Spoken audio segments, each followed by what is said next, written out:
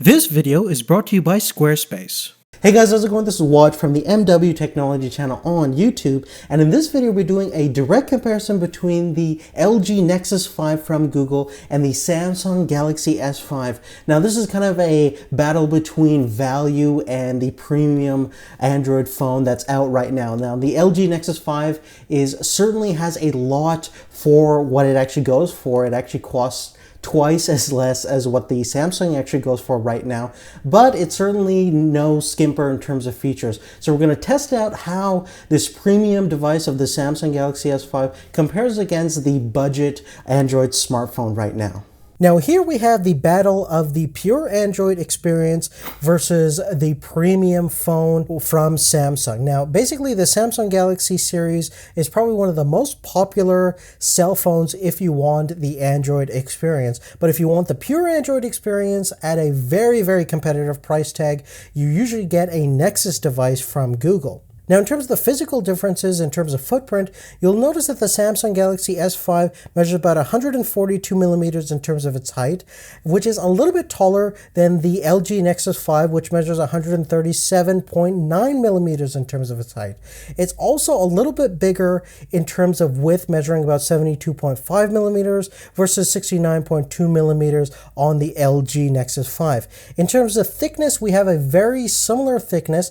Interestingly, even though the Samsung has the bigger footprint, it's actually thinner, measuring about 8.1 millimeters in terms of thickness, and the Nexus 5 measures about 8.6 millimeters. Now, when you pick up both of the devices and kind of feel them in your hand, you'll notice that the Samsung is just a slightly bit heavier, measuring about 145 grams versus the Nexus 5 measuring at about 130 grams. Now, in terms of the build quality itself, they're both made out of very similar plastics. They're both really high quality materials overall. The Samsung has a little bit more heft to it. It's also IP67 certified, so it's definitely more resistant in terms of dust and water. You can actually drop the Samsung Galaxy S5 up to 1 meter in water for about 30 minutes, which is pretty incredible considering it has a user removable back and a lot of different aspects that you would think that water would go into, but it certainly works really great. The LG does not have that certification. You can obviously get other companies to waterproof it for you, but it certainly does not come that water resistant straight out of the box. Now, one of the cool things about the Samsung Galaxy S5 is that it has a fingerprint sensor and also a heart rate monitor on the device itself. The fingerprint sensor is very handy if you want to basically log into your device or use it as a password. You can actually replace your password with a fingerprint scan. It's a vertical scan and it works decently well. And on the back of the device, we have the heart rate monitor, which is tightly integrated into the Samsung S line network of products, which is basically geared to lead a much healthier lifestyle and integrate with your activities on a day-to-day basis. Now, in terms of versatility and expandability, you'll see that the Nexus 5 pretty much has nothing in terms of those things. It does not have OTG capabilities. The Samsung does have that capability, so if you want to plug in a USB cable or do a whole bunch of different things, unfortunately the LG Nexus 5 does not have that capabilities. It also doesn't have a user replaceable battery nor a SD expansion slot for upgrading your internal memory. It's pretty much whatever device you pick is what other device you're going to kind of live with. The Samsung is a little bit more flexible. You can take off the back, you replace the battery straight off of the bat, and also upgrade the memory up to 128 gigabytes via the micro SD expansion slot. Now, when we talk about battery life itself, the Samsung is a lot better in terms of battery life. I have pretty much used the Nexus 5 since its inception, so a couple of months now, and I struggle to get a full day of battery with it. I am a pretty heavy duty user. It's pretty much on most of the time. The Wi-Fi is on all the time and it's synced all the time. And same thing with the Samsung Galaxy S5, and the Samsung Galaxy S5 gets certainly over 20 hours of 3G talk time, and the LG Nexus 5 really struggles to get through the 12-hour day. It's rated for 17 hours of 3G talk time, but in reality, it gets nowhere near that in my experience. Now, if you continuously charge the device, if you have a charging station continuously with you, it's great. But For me, I am a pretty heavy-duty power user, and I need the flexibility of the Samsung Galaxy S5, which has the user-replaceable battery, as well as a really, really long battery life. Now, here's where we get to some more similarities between these two devices. In terms of screen size themselves, the LG Nexus 5 is about 4.95 inches, just under 5 inches, and the Samsung Galaxy S5 is about 5.1 inches, a little bit over 5 inch. And in terms of PPI, the LG Nexus 5 is just a little bit higher, measuring about 445 versus the Samsung's 432. Now in real life, both of the displays are very, very crisp, very sharp. I do have to admit that the Samsung definitely has a little bit more vibrant colors and insane black levels. If you have ever experienced the Samsung Galaxy S4 and used it at nighttime, and if you watch a lot of movies and stuff like that, you'll notice that the blacks are pretty much pitch black because of its organic LED technology. The LG uses a more traditional backlight system, so its contrast ratio and overall black levels is certainly not as good, but definitely not bad, especially considering that it costs about half as much as the Samsung. Now, in terms of durability of the screens themselves, both are using Corning Gorilla Glass 3, which is very, very good in terms of resisting scratch from keys in your pocket or from drops under around 10 feet. Now, if you do take a hammer to the screen or drop it from 3-story building or something like that, most likely the glass will break, but it's very durable and very, very versatile. Now, internally, when we take a look at these two devices, you'll notice the Samsung, because it is a latest generation smartphone, it just came out within the couple of weeks, you'll find that it does have the little bit more newer hardware, a little bit more faster CPU and stuff like that. Basically, the Nexus 5 is definitely not slow. It's very, very powerful, considering its modest price tag, and it still has a quad-core processor with a Snapdragon 800 chip, and it's clocked at about 2.3 gigahertz versus the Samsung's Snapdragon 801 chip, which is also a quad-core chip clocked at about 2.5 gigahertz. Now, in terms of RAM, both devices have 2 gigs of RAM, and when we run a benchmark such as Geekbench 3, now when you do any kind of benchmarking, there's all sorts of variables, so I ran the benchmark a couple of times, and I'm getting this kind of consistent result in average. Basically, we're getting pretty much the same in terms of the single core score, about 907 on the Nexus 5 and about 891 on the Samsung S5. Now, the multi-core is again also very similar, getting about 2800 on both devices. So internally, they're very, very similar, as we mentioned before, in terms of specification. And as this benchmark kind of shows and demonstrates, they are very similar in terms of performance as well. But there's going to be certain applications that'll take advantage of the hardware in each device. Now, guys, we're going to continue with our comparison, but before we go any further, let's take a look at our sponsor for this review. This comparison video is brought to you by Squarespace, the all-in-one platform that makes it fast and easy to create your own personal website, portfolio, and online store. For a free trial and 10% off, visit squarespace.com and enter our offer code SYED at checkout. And remember that a better web starts with your website. Now, if any of you guys have thought about making your own website, it's now easier than ever when you use Squarespace. They have very simple and easy to use interface with beautiful template designs. Everything is drag and drop, and it's very intuitive. They also have 24-hour tech support if you need any help. Plans start at $8 a month, and it includes a free domain name when you sign up for the year. Another cool thing about Squarespace is that every website that you build has its own online store, so you can start selling your merchandise, your products right off the bat. Start a trial with no credit card required and start building your website today. When you decide to sign up for Squarespace, make sure to use our offer code SYED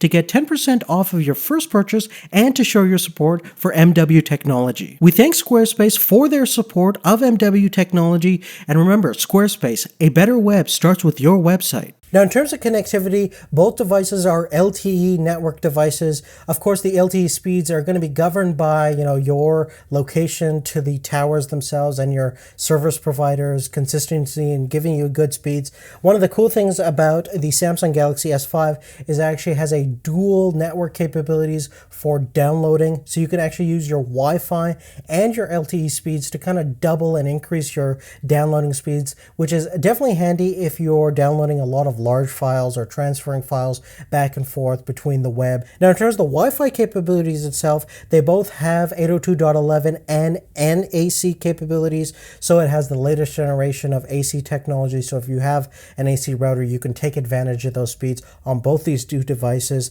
And they have the latest generation of Bluetooth 4.0 as well as NFC capabilities. The Samsung Galaxy S5 does have an infrared port, so if you use your phone to control your TV or your home theater system or some other devices that use infrared remotes, you can use it as a universal remote. And another cool thing about the Samsung Galaxy S5 is as micro USB 3 standard, unlike the micro USB 2 standard that you find on most phones, including the Nexus 5. So it is certainly a lot faster if you have a computer or a laptop that has a USB 3 connection, so you could take advantage of those high speeds.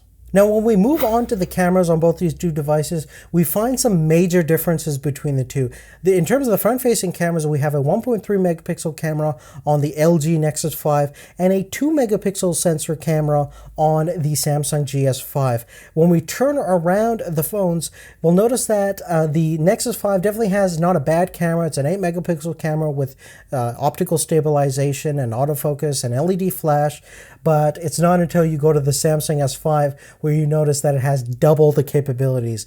It's basically twice the resolution, 16 megapixels, and it has a new autofocusing system, a phase detection autofocusing system, making it very fast to focus on fast-moving objects such as your kids or sports or animals or anything like that. Really advanced autofocus system, especially for a smartphone. The GS5 also has a selective focusing mode, so you can easily separate your foreground from your subject, creating more dynamic and interesting looking shots. And the video capabilities on the Samsung Galaxy S5 is also quite a lot more than the Nexus 5. It can basically do 4 times the resolution at ultra high definition resolutions or 4K at 30 frames per second. It can also do 60 frames per second at 1080p as well as 120 frames per second at 720p. The LG Nexus 5 has pretty decent video. It's 1080p at 30 frames per second, no slow motion mode, and certainly no 4K. Now, in order to show you guys the differences between these two cameras, we're going to go ahead and take a look at some sample images and some video footage of the 4K to kind of give you guys a good example of how these two phones compare against each other, especially in terms of the cameras.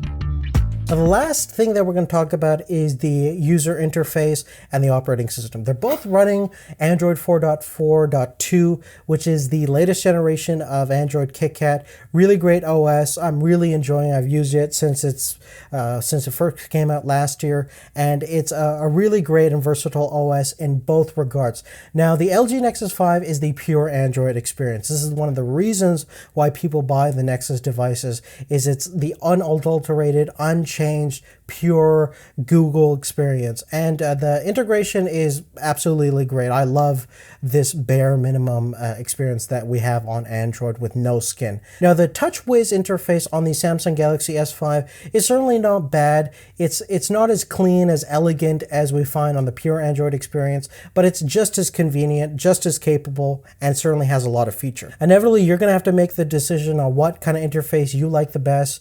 I personally love the hardware of the Samsung Galaxy S5 and the potential capabilities of rooting the device and then putting a stock version of CyanogenMod or something like that to get a more pure Android experience would be kind of cool. But I really have no complaints with the TouchWiz UI.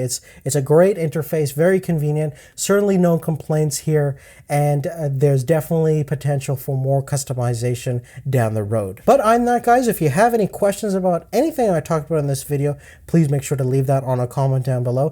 This is a real interesting comparison because it's pretty much the best Android smartphone in terms of hardware and specs versus the kind of minimum specs of a current, kind of decent level smartphone for an incredible price. Right now, you can pretty much get the Nexus 4 for like around $300 versus the Samsung is, around $700, so it's more than double the price. And the cool thing about the LG Nexus 5 is that it offers a lot of capabilities, a lot of similarities for that fraction of a price. And the Samsung, even though it has incredible integration with a lot of different future products that are going to come out with Samsung, and usually getting one of these Samsung Galaxy S products is kind of a very safe bet, where the phone is going to last you a very long time. The reliability is going to be very good, and Samsung has a great warranty and service history. But obviously there's a lot of competitors out there,